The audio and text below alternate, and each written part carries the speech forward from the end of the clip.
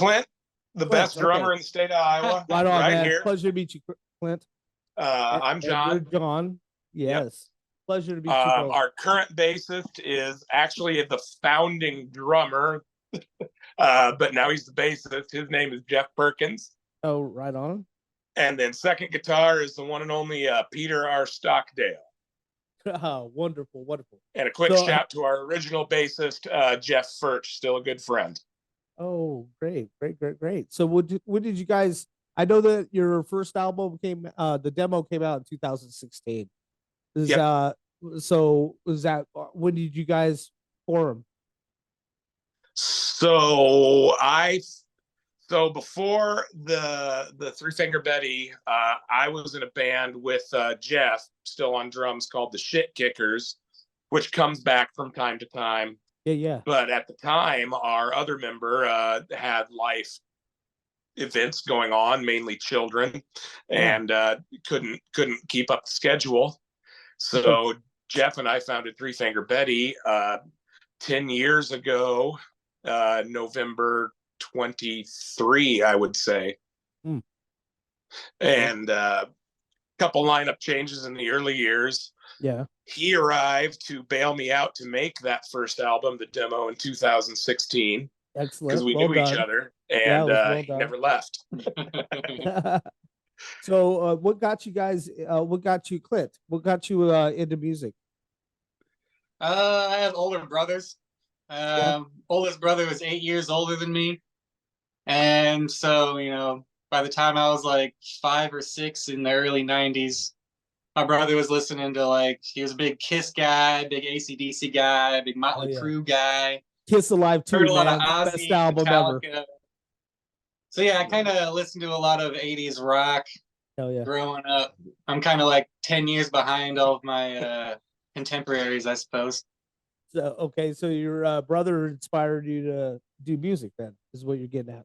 Yeah, it definitely exposed me to a lot of good stuff. And on top of that, I went to a lot of classic car shows growing up, so I've got heavy 50s and 60s influence going too. Oh, definitely. I love that too. Yeah, I love that era actually. So John, tell me about you. When you growing up, what did you get into music about?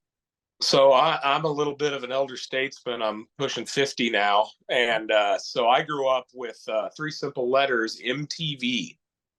So I got it all. I had, anything they would play back in the day. I was a Judas Priest fan when I was 9 years old because I could see their videos. But I could break dance. That's why I love hip hop. Yeah. And it just evolved. And then being an 80s child, Motley Crue was big, older Def Leppard, AC/DC. I loved all that. And then, but I was at the right part of my teenage years there in the 90s to discover, and I got into like Metallica, Anthrax, Slayer, heavier stuff. But then, grunge explodes. Yeah. And then, all that happens. And through that and magazines, I start hearing about, Nirvana likes all these bands. And, they drop all these names and I go check them out and et cetera, et cetera. I come from back in the day when there was, record stores around, multiple ones. Yeah, we don't even have one in my town. We have none. Man. The 2 that we had, they're gone. So it's no good. Yeah, it sucks. That was one of my joys, is going to music stores with my wife and son, and it was a joy. But they don't have it no more. So, oh well, it is what it is, man. So yeah. Tell me, how did you come about the name Three Finger Betty? It was super random. In my head, I invented a character. Betty's a character. Yeah. It's an old, haggard, not very attractive barfly, shall we say, who, walks in, give me 3 fingers of whiskey, quick. Oh, that's funny. that was what I was thinking. Okay, people I got something else in my head. Yeah, I was thinking totally something else. Not for the kids under the age of 18. Okay, gotcha. So and nobody rejected the name when yeah, it was me, Jeff, and okay, really no, catchy. he didn't say no. Yeah, it's a really catchy name. Funny, actually, pretty funny. So tell me about you guys' creative process. How do you guys come about your music? You guys have a metal background, but you guys play punk rock. So you guys consider yourself more a punk rock band or just rock and You roll? know, that's marketing, and I'm not trying to belittle anything when I Yeah, say that. I always considered it a punk band, but the way it's evolved, I would call it a rock and roll band yeah, or yeah, garage band. yeah, The exactly. punk's there; it's just old school punk, and things evolve. Yeah. Um, I we're all in multiple bands. This man is metal as fuck. Can I swear? I didn't Yeah. ask. Oh, yeah. You can. All You can right. say I whatever didn't you ask. want. Yes, you can cuss This dude's all you metal as want. fuck and has been in great metal bands and is currently in a great metal band. And Oh, I right. kind of went the opposite way. I like Bad Religion's one of my favorite. I love the Dead Kennedys. When I got into Yep. that, I found my home, kind of. But Exactly. I still love Motorhead and yeah, I Of like my course. metal. Yeah. Don't get me wrong, but Oh, yeah. I kind of went the rock and punk way. Yeah. I love, honestly, it's kind of funny, but I love death metal.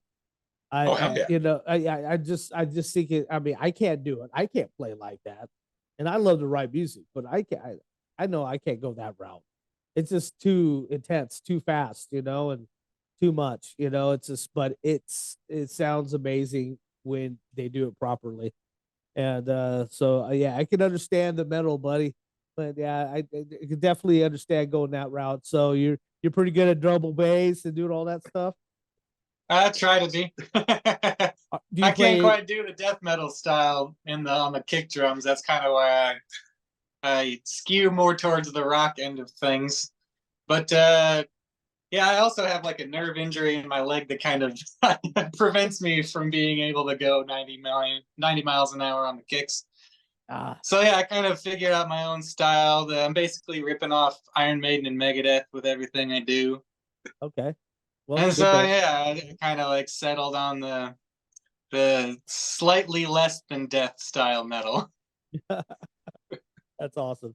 I And like it. so you're John, you instruments. What do you play? You're a I guitarist play and guitar. vocals and Yep, vocals. and I sing Okay. sort of shout What and key. how long you been playing guitar? So I'm self-taught, and I got really into it and decided I was going to learn how to play this instrument when I was 17, 18 years old. Wonderful. That's good, good. What kind of acts do you have? I got a couple, of course, because we're all musicians and we're instrument junkies. Oh yeah. I Oh, got my definitely. main guitar. I play a Fender Jaguar that's the Ventera 60s style. Oh, great. That's awesome. I like Ibanez. That's one of my Yep. main choices. I have an Ibanez bass, Ibanez electric, and an Epiphone electric, and Ibanez acoustic. I started playing drums with Tama set. So Okay, decent. what kind of set do you have? I got a Pearl Session from the Ooh, mid 2000s in a vintage fade. I got two shell packs that I merged into one giant drum set. uh, I got some Zildjian A custom mediums. They're the ones that I could find that don't break after a month of use. right on. Yeah, those aren't cheap. Yeah. And yeah, I've just been rocking the double sized drum kit for almost 10 years at this point. Great, great. So when it comes to writing your music, like go back to the creative process part. Um, I know you write the lyrics, John, and all that. Yeah. So what inspires you to write what you write? And on It, top of that, what's the point you're trying to get across? it's what inspires me is random. It seems like I either get mad about something in the news and write a song about it, Okay. or I encounter some kind of degenerate weirdo in the wild, Oh, and that there's creates a plenty character in today. my head, and I write a song based on that character. Yeah. Some of our songs, like Kent the Creeper, is a very, very real person I had the unfortunate pleasure of working with for a while. Ooh. and Bad Touch Tony is based on an old guy that was I used to manage a store, and he was our account advertising rep from somewhere, and then he went to jail for the weird thing is, like, I always knew the guy was a slime bag somehow, but I couldn't put Yeah. my finger on it. And then one day he pops up in the this is Des Moines, so Polk County inmates page, and he's in jail for like 3rd-degree sexual assault. And I'm like, oh my Lord, what a piece of shit. yeah, I got somebody like that at my work as And well. it's like, so that Jesus, I just get you just get those vibes, you know. Yeah. You don't want to be judgmental because I don't want people judging me. Yeah, I'm sure you don't want people judging you. No. So, but it's just that creepiness you feel when you're around that person. Like there's something seriously wrong, you know. So that's probably what you're getting at, right? Yeah. Like, I gotcha. Like Kit the Creeper, I wouldn't say he's a dangerous or even necessarily criminal. The real person is a really bad alcoholic and would say things, and he looked like a really bad alcoholic, and it's just like, dude, you creep people out. That's where that came from. So if you have to ask if you're creepy, you're probably creepy. Yeah, he asked us once at work. This is a very true story. I forgot, somebody said he was creepy, and he looks at me and one of my coworkers said, "You don't think I'm creepy, do I?" And we're like, dude, if you're asking, you are. Probably. Definitely. Yeah, you gotta ask. Okay, speaking of creepy, let's go to a creepy question. John, when you are in the shower, what songs do you sing?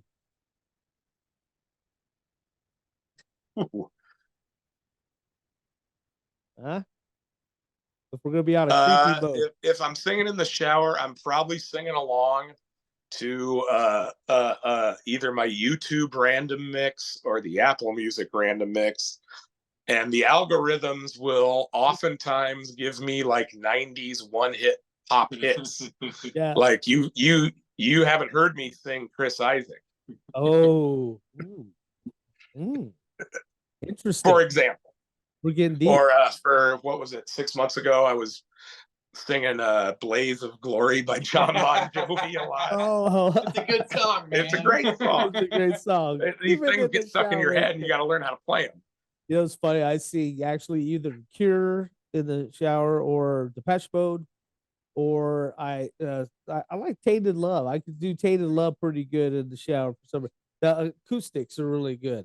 Anyway, so natural reverb. Natural reverb, yeah, no doubt. So tell me about, have you ever had anybody collaborate with your project before? Or do you have any anticipation for bands, kind of other bands working with you or big artists?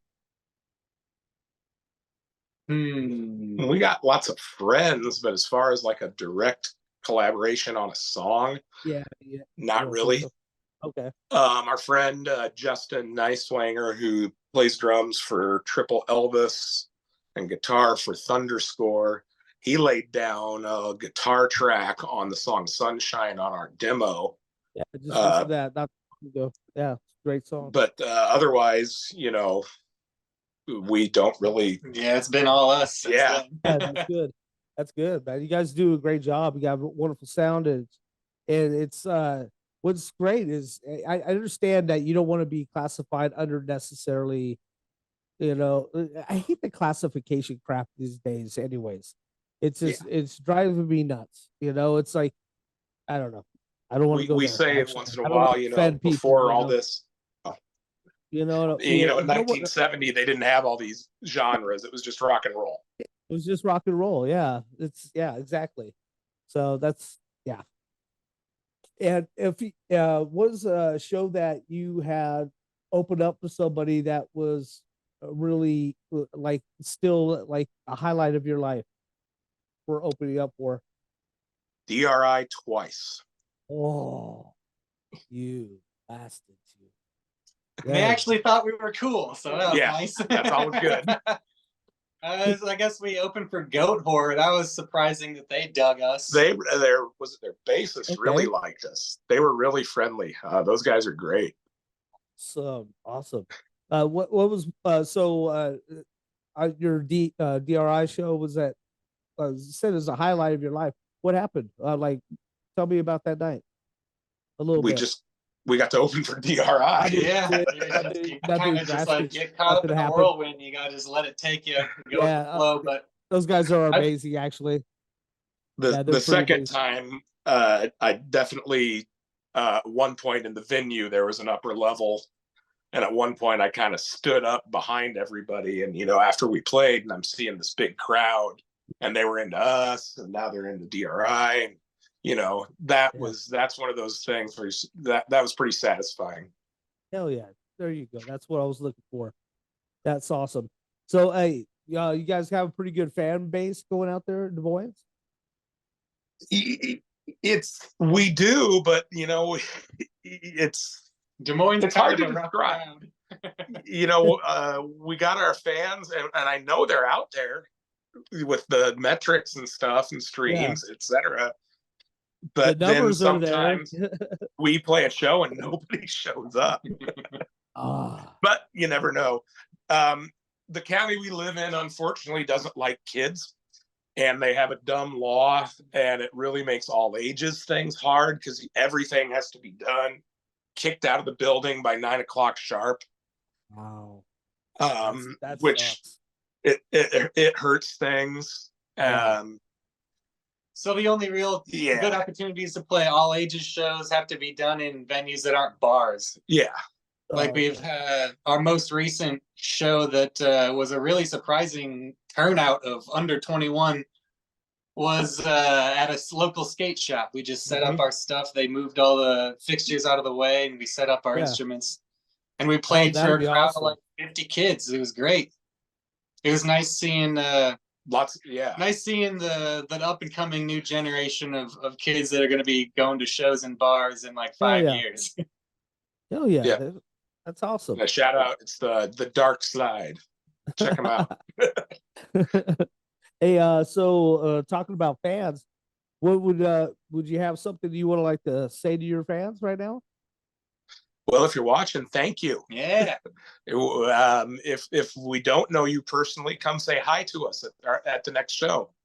Hell yeah, definitely, man. Yeah, definitely. So on to the next one. So if you would have chose, John, another career besides being a musician, what would you have chosen? I would probably be some type of science fiction or horror writer / burnout teacher. A burnout teacher. That's awesome, man. How about you, Clint? Got some passions that you like? What do you like to do besides just being a drummer? I guess I'm a retro video game guy, so I'd probably be like restoring old cabinets and stuff like that. Oh, wow, that would be awesome. That'd be awesome because I love Atari. I'm like a big fan still of Atari. Pong, dude. Come on. Great game. Still a great game, man. I actually love Dig Dug and Frogger. Oh yeah, that's a good one. Yeah, Pitfall. Pitfall was amazing. Pitfall. Totally, yeah. That's one of the first games I ever played when I was a kid. Oh, really? I played Combat a lot. Oh yeah, that was fun. Hell yeah. Good job. What was one of you guys' favorite venues that you played in? Oh, let's see here. We played in Val Air Ballroom before they started renovating the place. So we played on like the old side stage where all kinds of like 50s acts would play back in the day. Oh, that's sweet. That'd be awesome. Miss playing at the Vaudeville Muse. I always thought we sounded really, really good on that stage, and that's a venue that didn't live through COVID. Darn it, man. That sucks. And the Octopus in Cedar Falls, Iowa was pretty cool. Yeah, that's a real good place. We got to play there once so far. Yeah. Yeah, that damn COVID thing really kind of messed it up for a lot of people for a while. I mean, actually, this show was actually created during the COVID. So right I had a broken ankle, and so I was at home like, oh well, might as well do something. I came up with this, so nice. So yeah. How how do you feel that the internet has impacted music? And what would you do to kind of change it if you had the power to change? Let's go with you, John, first, and then have Clint, because I know it's a big impact. I'm. It's weird for me, a little bit, because I've always liked collecting records and CDs.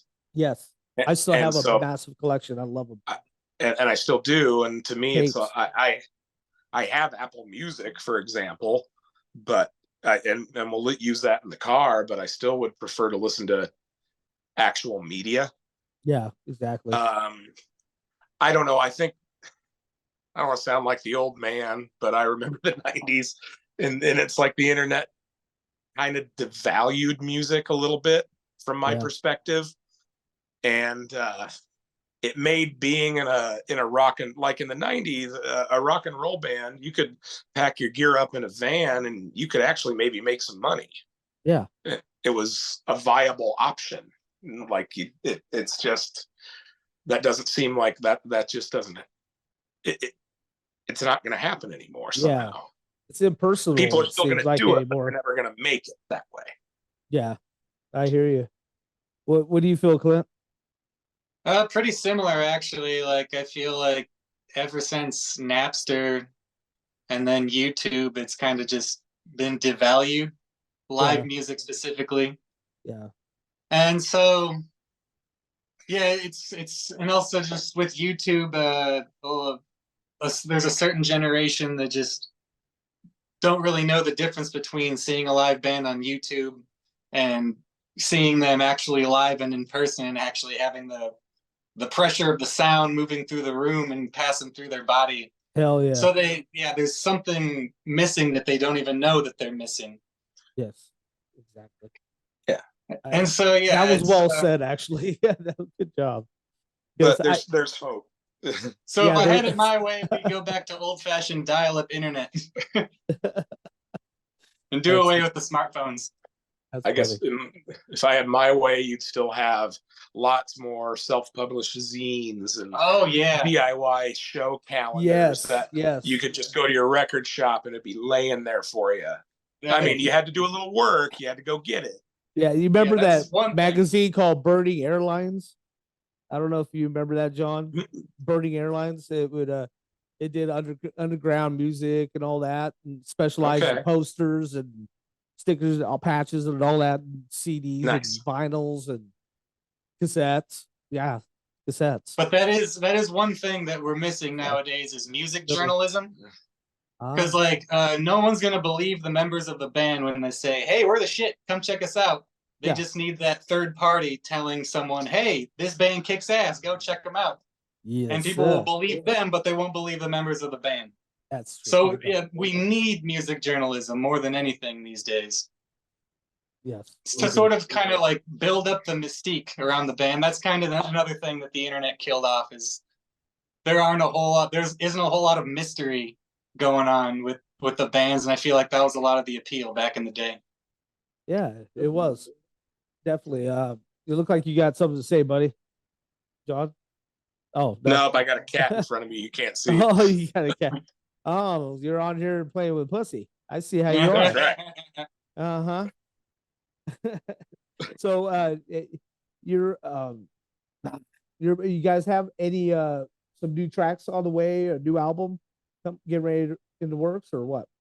Yeah, we kind of drug our feet. A lot of that's my fault too. But yes, there's 9 tracks, and it's going to be a 7-inch and then another EP.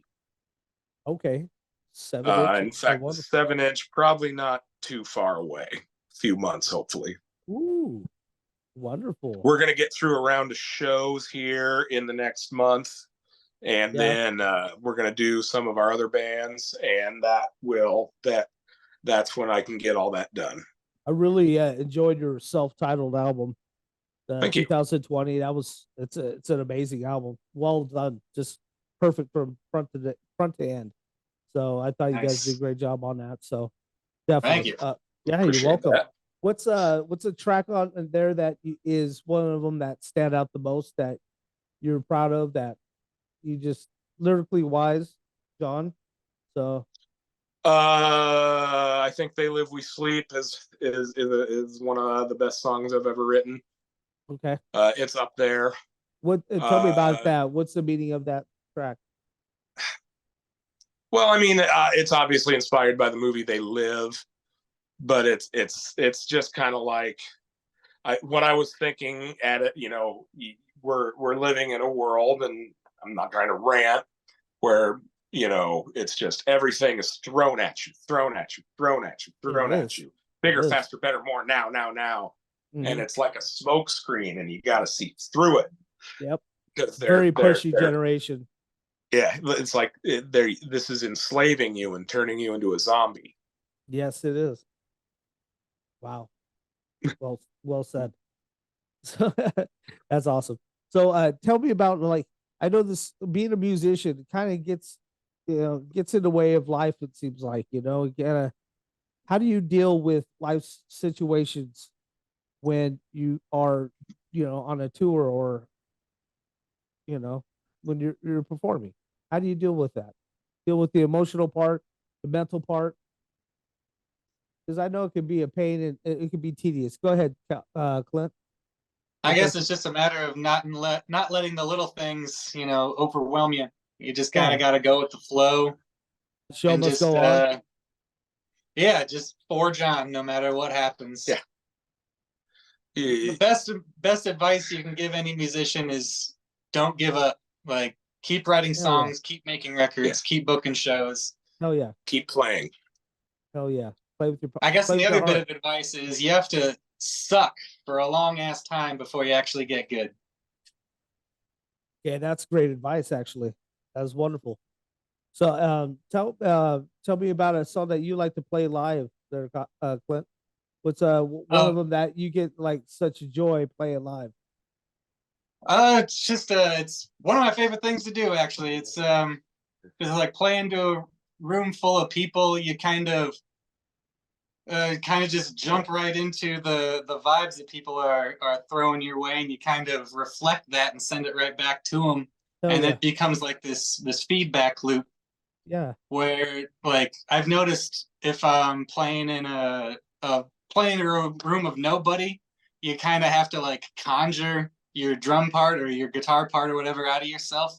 Yeah. But if there's a room full of people, it just comes out effortlessly, and it gets to the point where, like, the band's not playing the music, but the music's playing the band, if that makes any sense. It does, actually. It does. Yeah, it does. I blacked out one time when my band was playing. All three of us ended up on the ground, and it was just a 3-piece band, and we were just like looking around, like, what happened? It was like a 3-minute song that turned into a 15-minute song. We just kept playing. It just kept going and going. It was a gothic folk band. It was pretty good. So nice. Tell me, John, about like, what is your most? Do you like to write the music more, or do you like to play it more? I enjoy playing it more. Writing it is very satisfying, writing a song, but it's also can be like what we do. How we kind of do things is I come up with a song idea, and it's more or less 90% complete. Yeah. When I bring it in, but I don't presume. I don't play the drums. I don't play bass a lot. I don't presume to write parts for other people in the band. Of course not. So then we figure it out together. Yeah. But I almost always will have the lyrics written. Yeah, the lyrics and chords and whatnot. But the fear sometimes, it's like, okay, I'm going to bring this new song in. What if all three of them look at me and go, dude, that sucks? Yeah. Then it becomes a shit kick or something. Sometimes things sound better in our head, than it does. Sometimes. Yeah, it does. And sometimes it's hard to get what's in your head out. Or that's a pain in the butt. It never sounds exactly the way it's in your head. You know what I mean? So yeah, the good part about writing, though, is I come in with something and I think it's great. And then somebody be like, flip those two chords around. Oh, holy shit. Yeah, we're doing that. you know. Oh, well, yeah, you guys are supposed to like, iron sharpens iron. You guys are, Yeah. a That's team. right. You gotta make each other. You guys are. It's unity, man. You guys Plus, I help don't each know. other out. So that's No wonderful. matter who does the writing, my philosophy is, if are you a band or a solo act? If the writer is saying you play it like this, you do this, you play it like this, you do this, you're not a band. Yeah, it's not a dictatorship, definitely.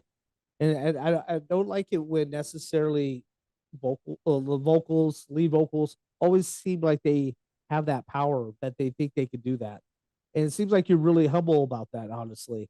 About Well, I never want to which be the is lead good because vocalist. you would be a band if it wasn't for him, and everybody else. So I mean, I just you know what I'm getting at. I hear you. Sometimes I am the lead vocalist because nobody else wanted to do it, or I guess was willing. And then they were also, it kind of got to the point of like, well, you're writing the lyrics. yeah, You should probably just sing them. definitely. That's funny. So, who would you like to thank for your success so far for your band? Shout out. Yep, shout Let me out give a time, shout man. out to Jason Boggs and the owner of the RIP, the Boggs Hall Avenue Tavern, because that's when I first started this band, even before Clint was around, there was a lot of, I'm not going to call anybody out, but it seemed like there were gatekeepers everywhere I went. And Jason was not a gatekeeper. He let anybody who wanted to play that stage.